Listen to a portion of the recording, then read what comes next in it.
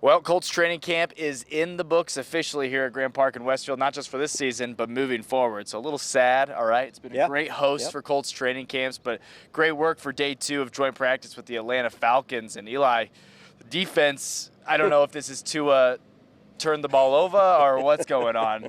The Colts defense shining the last 2 days. Yeah, absolutely. The physicality really showing. They had a lot of red zone situations this afternoon and some end of game situations that closed out practice, and the Colts were defensively on the top at every single one of those. Didn't give up a lot of completions, specifically in the red zone. Had a couple of interceptions with the linebackers as well. So yeah, they shined these last 2 days. They put it out on the field. Yeah, Justin Wally continues to pop off the page here at Colts training camp. A great pass breakup on Drake London in the end zone. Jalen Carlisle, like you mentioned, a nice interception. So really good news for this Colts defense. Offensively, run game wasn't there again. I don't know if you're going to be concerned about the run game when we're talking about Jonathan Taylor and regular season action. But, you know, the pass game, again, like you mentioned, Eli, the way they ended practice, both first team and second team offenses getting in position to knock down field goals. And I got to tell you, the biggest winner in camp for me is just Daniel Jones. It feels like we're not talking about the injury at all. Yeah, that's the crazy thing, too, and that's funny that you brought that up because this was the final. This was my first time, actually. I wasn't out here on Wednesday,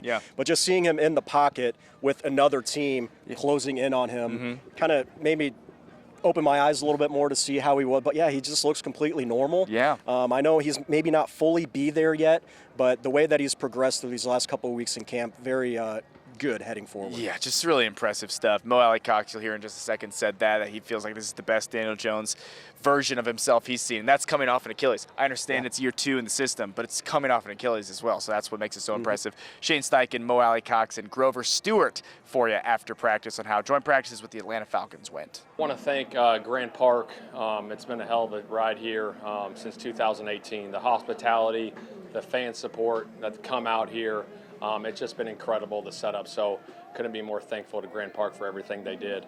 As far as today went, I love the way our guys finished that 2-minute drive. Our 1 offense, our 1 defense, our 2 offense, our 2 defense. You know, this game's about finding ways to win at the end, and all 4 racks, you know, found a way at the end. So really pleased with that. Shane, you guys have emphasized finishing and the fact that maybe you haven't done that well enough. Does it kind of mesh with the message? Absolutely. I mean, that's what it is. That's our motto this year, find a way. And you got to find ways to win games in this league, and that's putting those guys in these pressure situations and practicing them, because when they come up, we got to be ready for them. And our guys handled it really well there at the end. Do you feel like it's been a nice progression for the team throughout camp? Yeah. Kind of come to it close? Yeah, really good. You know, camp's been good. It's like I said earlier, the back and forth with our offense and defense, I'm really pleased with where we're at. Obviously, we got some things to get cleaned up like always, but really pleased with everything. So Keenan was involved in Yeah. team activity. Like, what did you see from him, and what went into that decision? We just want to get him going. He's like, I got to get out there and start competing, and you got to get back into football shape, and I'm not worried about that. He's a professional. So we got him about 4 team reps today, got him 2 one-on-ones, and got some individual working today. What has Camp Taylor Brentwood kind of meant to your secondary so far throughout the year? He's been awesome. It was a great get to get him to add, you know, the ways we can use him. Obviously, Lou has familiarity with him, but the physicality that he brings at the line of scrimmage with receivers, I love the way he plays. I love his energy. What impression did this rookie class leave on you this summer? Say that again. The impression that the rookie class left on you this summer? It's been solid. You know, I've been pleased with a lot of guys. A lot of guys have stepped up and made plays, you know, in practice and in the preseason games. You know, I don't want to go through every single one of them, but a lot of guys have done a lot of good things. And obviously there's going to be a progression to that with, you know, rookies going through a full season. But I'm excited about that class. Apparently Tyler's a week or so. What's Yeah, that thing's not serious. We're just going to monitor him, be smart with him going forward. Shane, sometimes you see QBs come back from Achilles, you're a little hesitant on your center stuff. Yeah. It doesn't seem like you are at all with him. No, I mean, it was, like I said, the work that he put in, and he feels really comfortable with it. And so, you know, we don't want to hold anything back from a playbook standpoint. And I think it's only strengthening, you know, his Achilles back there too. So that part's been really good. He's handled it really well. He takes great care of his body, just like he did in rehab, and he's still going through his process every day. So it's been good. What do you think has it been to see him come back and do what he's done just months removed, really?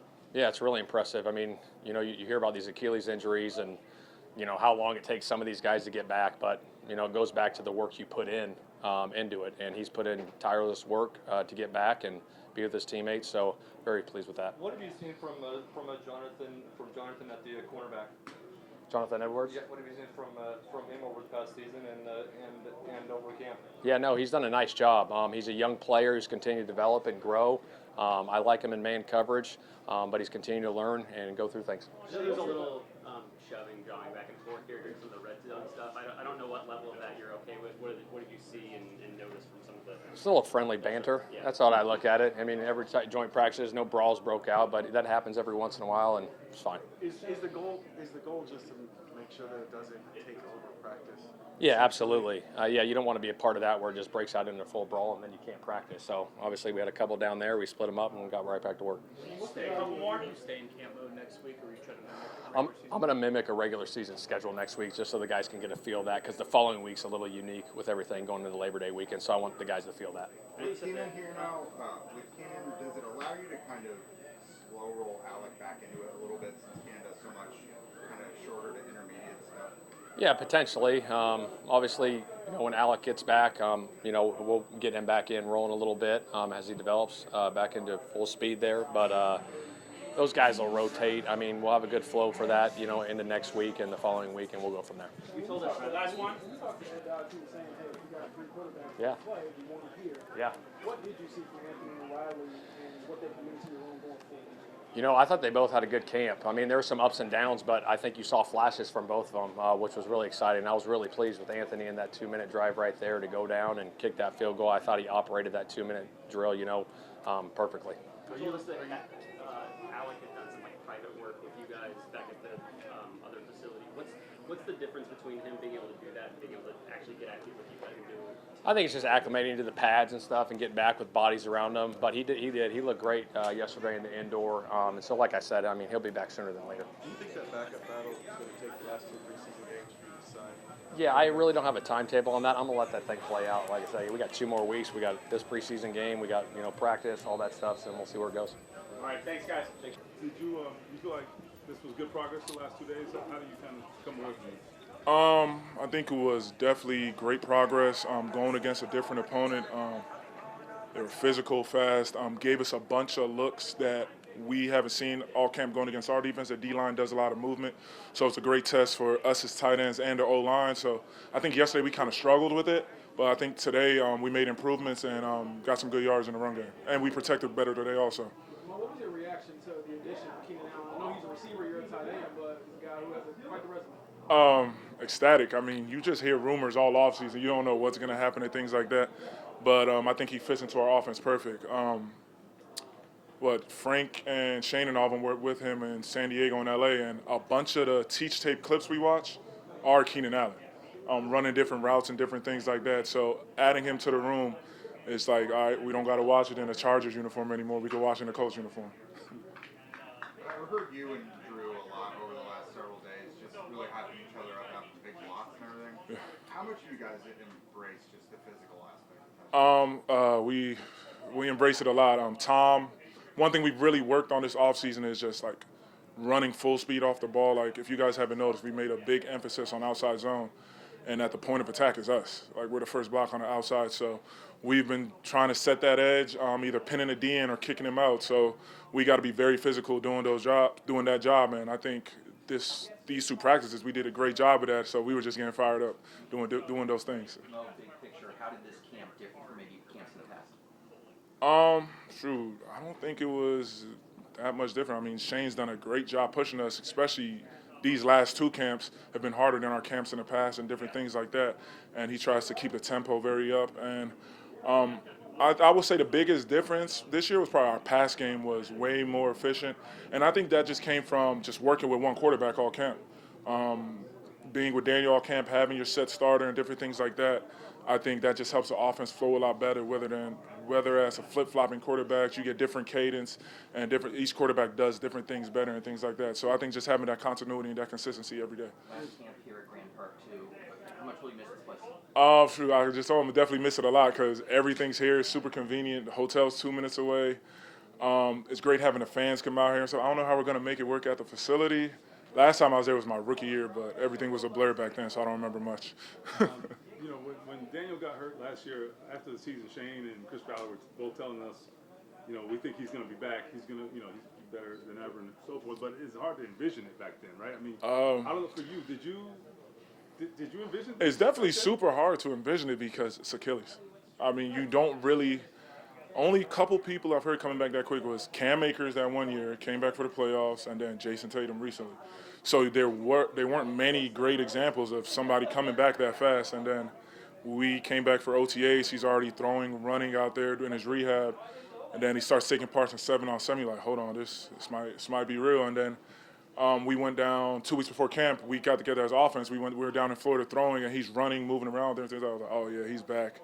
And then we get into camp, he looks like he hasn't missed a beat. And he's scrambling, actually running, looks a little faster and different things like that. So, I mean, I think that's just kudos to his work ethic and the type of person he is. I said, like, he's always first one in, last one out, always in the weight room getting work done, film room in that quarterback room. If he's not on the field, he's getting different looks. Just goes to the type of person and player he is. It sounds like you alluded to this earlier. It seems like you think he's better this camp than last year. Oh, yeah, he's definitely playing a lot better. I mean, but he said last year's first year in the system. Second year in the system, he gets to put his imprint on it, more his input, and different things like that, which is what you want from your starting quarterback. You want him and the coach to see it in similar ways and things like that to put us in a best position to make plays and win. And I think you guys have seen some of that. Well, you've seen the highs and lows being here with the Colts, and Carly mentioned like the find a way mantra. What does that mean to you when it comes to just winning and getting to the playoffs? Yeah, I had told the team, I told them find a way. To me, it doesn't happen without trust, belief, and faith. We got to trust each other, believe in each other, and have faith that we're going to get the job done and working towards a common goal. And I was telling them how in 2018 we were 1-5. We even went into a Thursday night game. I don't even think we dressed the full 48 and things like that. But we met as a team, and we found a way to dig ourselves out of that hole. Won 8 of the last 9 or something like that. And I told them we came back and won a playoff game. So I said, going through that experience, I never believed we start slowing. I never believed that we're out of it because I've experienced it before. So when guys get down, I always tell them, you got to have a short memory in this league because things move fast, and it's only no one cares about your last game. It's only you got to be where your feet are and focus on the next step. So that's what find a way means to me. Last practice training camp, how do you think you guys got better during this period? Man, we just found a way to win these team periods, so everybody just went out there and made a play. Yes, sir. At the end of each camp, what are emotions for you? Like, you guys obviously keep practicing next week, but camp's over. Man, I'll be kind of sad, but then again, I'll be happy because I don't have to be in all day. Grove, how would you assess the way Kobe Wooden has kind of helped you all that Oh, man, I love Kobe, man. He come to work every day, work hard, man, try to get better, ask me questions and stuff like that, even though we different players, but I still help him out with his power stuff, and he's just a great guy. What have you seen from these young players, specifically on defense, and the linebackers and Halsey, and what have you seen this camp from them? I see all the young guys stepping up, making plays. Like, they coming out here each and every day, helping out the team, and they showing up, man. I know you played defense, but when Daniel got hurt last year, I mean, I remember the gut punch that was for everybody. Could you ever imagine him doing this already? Hey, man, like I tell him every day, man, you're a bad boy. I say, I appreciate you. Whatever you need from me, you want me to beat anybody up, I got you. Kind of the same thing with Buck. He had a very serious injury. What's it mean to you for your running mate to be back? Yeah, man, that really hurt my heart, man, knowing that DeForest, he was dealing with that and he was going to be missing and stuff like that because, me and Buck like two peas in a pod. So, knowing that he was going through that, but, the way that he came back and, still good, still DeForest Buckner, I call him Buck Nasty. It's a great thing to have him back out there, man. Bro, this is the last time you guys are going to be at Grand Park. What's it been like being here the last how many years? It's been great, man. I've been to Grand Park at least 9 times, so it's been a great experience, man. What impressed you most about how Buck approached his recovery and how he's kind of went back up through it? First off, I'm going to say Buck is a bag, man. Dealing with an injury like that, I mean, the only thing you can do is respect the guy. Coming back, knowing how serious it is, and I'm just proud of my guy. Bro, just how much have you guys just grown over the course of this camp as a group? I say we grow a lot, man. From day one to now, each day we got better. And each day you got players stepping up, young guys getting better. and either older guys doing better with their technique. So I say we've been growing every day. A lot of rookies, especially on defense. I mean, they're all in contention to make the team, the whole rookie class. And have these rookies made an impression on you? Oh yeah, man, I love the rookie, man. Linebacker, I talk trash to him every day, man, because I was like, I want you to be the best, man. I know you can be the best. And just like Housey, I was like, hey, man, come on, let's get it. So every day, like, dealing with the young guys, that's a great feeling for me because I know they coming to work and they going to do their thing. All right, for the final time, got a chance to hear from a slew of Colts after day 14 total, day 13 here. That's correct. Jake Arthur of Locked On Colts Roundtable Sports joins us. Jake, you watched a lot of the defense today. Let's start there before we get to a 30,000-foot view here. What did you see? Because it feels like the Colts defense got the better of the Falcons 2 days in a row. Yeah, I was really impressed by the defense today. You look at 11 on 11s in the red zone. I thought they held up pretty well. You know, some giving up plays here and there. They are facing Drake London and Bijan Robinson. I think Sauce Gardner and Justin Wally up against Drake London was a really good matchup to see. Cam Taylor-Britt had a good rep or two against Kyle Pitts as well. So Atlanta Stars did have a couple big plays, but I thought the Colts defense really responded well to them overall. Nice. Latu had I had a handful of rushes for him against Tua. Tua 7 of 14, a pretty ho-hum day. He was brutal yesterday. I can't say he was a whole lot better today. No. So yeah, I thought the defense, both the first team and second team out here in the final 2-minute drill, they shut things down. The Colts forced a turnover on downs, getting to Tua for a sack on fourth down with the first team, and then corner Rob Carter Jr. Calling game with an interception at the very end for the second team. So defense stepped up very, very well, really these last couple days. And both the first team and second team offense also converting on field goals during that move the ball kind of minute left to go in the game period. The first team kind of aided by a long pass interference penalty.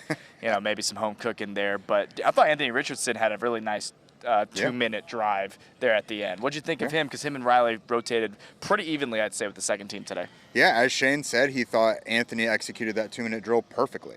Had a few good completions and then, some solid run plays. And then just like you draw it up, they were able to spike the ball with, I think, 3 seconds left to set up that game-winning field goal. So you love to see poise by Anthony Richardson.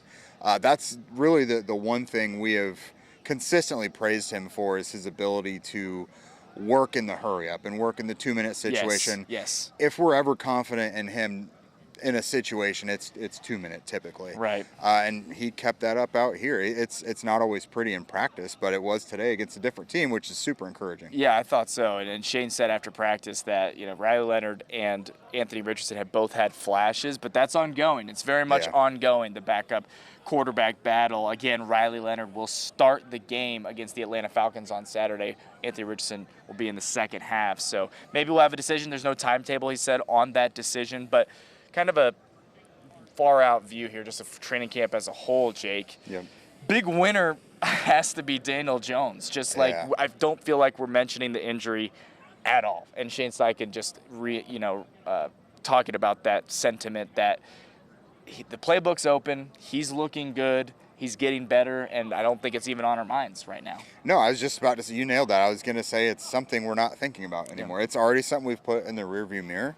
Which is enormous. Like, it's crazy. Like, the fact that he's out there is one thing, and didn't miss any time, didn't miss a rep. He was out here every single day. They never had a maintenance day or event rest day for him. The fact that he did that is impressive enough, but the fact that we're not talking about he's out there, but, he doesn't look quite 100% yet. He's not quite hitting those landmarks on the field. That's not a thing. He looks like Daniel Jones out there, both as a passer, as a runner. And that's the most important for this team. This entire season hinges on his health.